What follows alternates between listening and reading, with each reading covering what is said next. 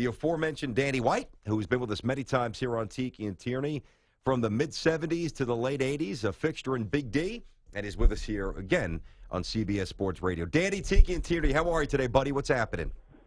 Hey, I'm good, guys. Good to be with you. Awesome. We think you're a great person to run a few things by with Romo. Obviously, you live this, and I mean, for me, I can't imagine how intoxicating it is to be the quarterback of the Dallas Cowboys. Now, even though he wasn't the starter at this point, with Dak earning it, you know, to willingly, and I believe he willingly retired, and to abruptly change course and jump right into the broadcast booth could have been easy for him. What do you think was the final jump-off point for him to say, I'm done, at least for now? Well, I think long-term health, had a lot to do with it. It's the same reason that Roger Staubach retired. It was a big part of why I retired. And your body gets beat up, and you're concerned about your quality of life. It's not like you're retiring at 65. You're retiring at 37, and he's got kids, he's got a family, and he's a family guy. That's important to him. He doesn't need the money. I mean, if you make two lists of the reasons to retire and the reasons not to retire, there's really only one reason not to retire, and that's to win a Super Bowl and get a Super Bowl ring. And what are the odds of that happening? What are the odds of him getting on a team that is going to go all the way and win the Super Bowl? It's pretty low, and I think it's just a smart thing to do. There's just no question about it. And knowing Tony, the kind of guy that he is, it just makes all the sense in the world, when you think about it. But I'm happy for him. He had a great career, and the microscope that he lived under for the last 10 years. I was the quarterback of the Dallas Cowboys, but it wasn't anything like what it is now, with social media and fantasy football, and everybody's got a stake in the game, and that's going to be the hard thing for Tony now, is to go from being a recluse, which you just about have to be. He has had to be, to being very outspoken and demonstrate your feelings and talk about how you feel and get excited. As a quarterback, you're trained not to get excited. Yeah. You're trained to keep your cool and your emotions in check. And now here he is in a position where, and that's going to be the hardest thing for him. Tony's a bright guy. He's going to learn when to stop talking. He's going to learn when the breaks come. He's going to learn all that very quickly. His challenge is to change his demeanor and actually get excited and let people feel that excitement, that listen to him. Yeah, interesting. So to Danny White, of course, former Cowboys quarterback, and he's helping us with the Romo retirement and transition to the CBS booth, and he's with us here on Tiki and Tierney. Danny, you talk about that transition, and you've made it, obviously. You do some games for Compass, and you're around the Dallas Cowboys, so you know Tony as Tony, not Tony as the quarterback, the recluse, as you were just alluding to. He's stepping into a pretty big seat as the lead analyst on CBS. Does he have the personality and the communication skills in a layman's way to do that job well? Yeah, he does.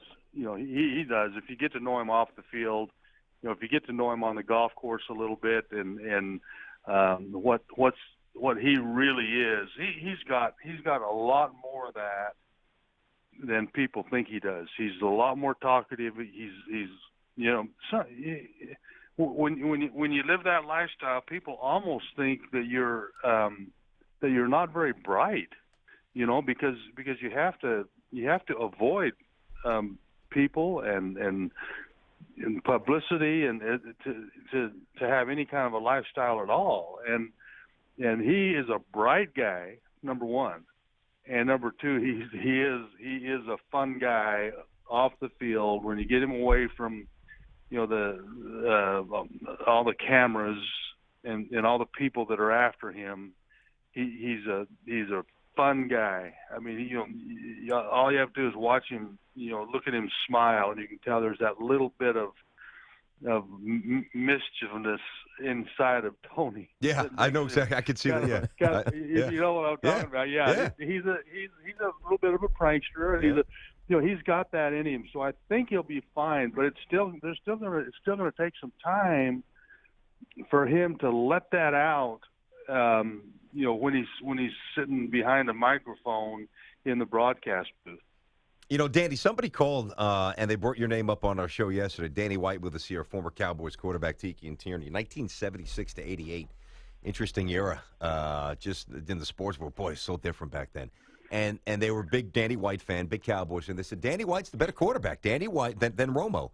Danny White had more playoff success. Danny White is higher on my list. This is the caller talking than Romo. Where do you place Romo on the all-time list of Cowboy greats? I'm curious. You know what? You can't answer that question, and I'm gonna. Oh, you can. This is one of my pet peeves. When you try to say who was the greatest ever, was it Tom Brady or Joe Montana? Well, you can't answer that question unless all the variables are the same. If you're playing behind the same offensive line with the same receivers, against the same defense, in the same conditions, indoors, outdoors, wind blowing, snowing, raining, unless everything else is equal, there is no way to say who is a better quarterback. You can look at the numbers, and I can make an argument, that Tony Romo was a better quarterback by looking, I can take all the numbers, all the stats, his completion percentage, his quarterback rating. I can make an argument that Tony was a better quarterback than Roger Staubach, or than Troy Aikman, or than me. I can also make an argument the other way, using the numbers, using different numbers. So for anybody, and that's something that's fun for the fans to talk about, and some of them actually get emotional about it. So-and-so was better than so-and-so. You can't do it. Let me ask you this then, Danny. That's might fair. have been the greatest quarterback ever to play in the history of the game. Well, here's Danny. Stop saying this because you're gonna let our callers know that this is pretty much what we do every day on the radio. We have these meaningless discussions, and if we stop fooling people, Tiki and I have no job. So let's not say that too many more times. Let me ask you this then, Danny. Danny White with us here. What is his legacy then? Yeah. In a more open-ended way of positioning it, what is Tony Romo's Dallas Cowboys legacy?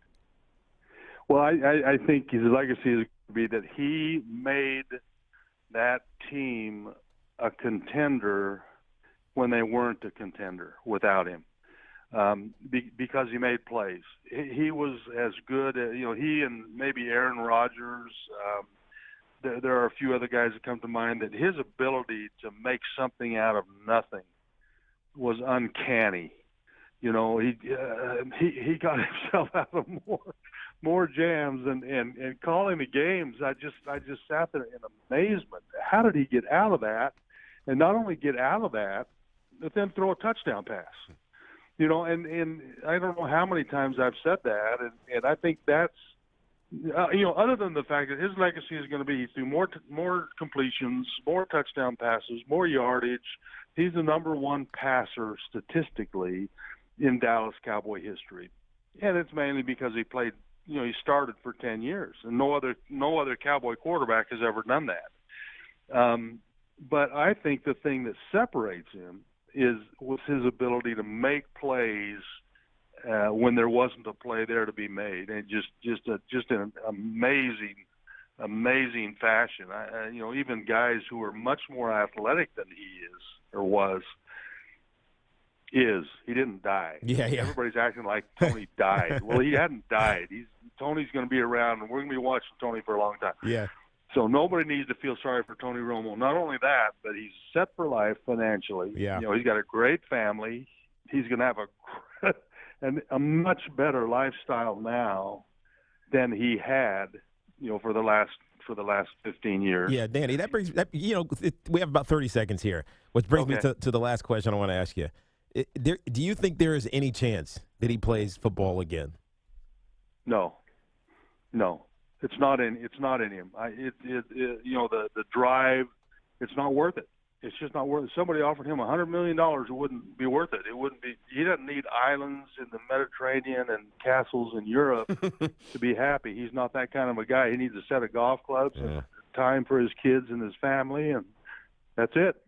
Boy, that wedge game's going to get really tight now. It's already pretty tight. It's going to get better. Tough to beat, yeah.